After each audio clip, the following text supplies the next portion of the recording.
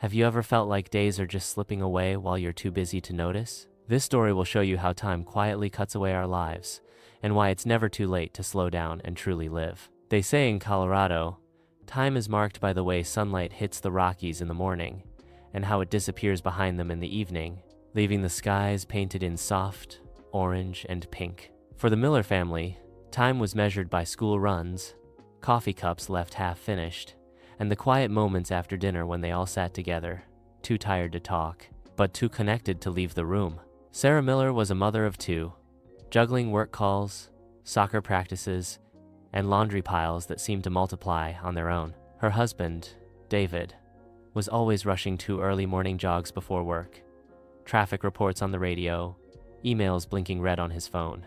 One Sunday morning, while pouring cereal for the kids, Sarah noticed the small streak of gray in David's hair, the way he rubbed his eyes when he thought no one was looking. She paused, realizing she hadn't really seen him in days, even though they shared the same bed, the same coffee pot, the same tired laughter. Their daughter, Lily, was growing fast, already taller than the mark on the kitchen wall where they used to measure her height. Their son, Ethan, no longer needed bedtime stories, preferring to read on his own, headphones in, lost in worlds Sarah could no longer enter. That afternoon, while folding laundry, Sarah found an old family photo, David holding baby Lily at the park, Ethan trying to grab the camera, her own face tired but glowing with a joy she hadn't felt in a while. A wave of quiet panic hit her, the kind that arrives in soft moments, whispering that time was passing, cutting away at them, day by day, while they were too busy to notice. That evening,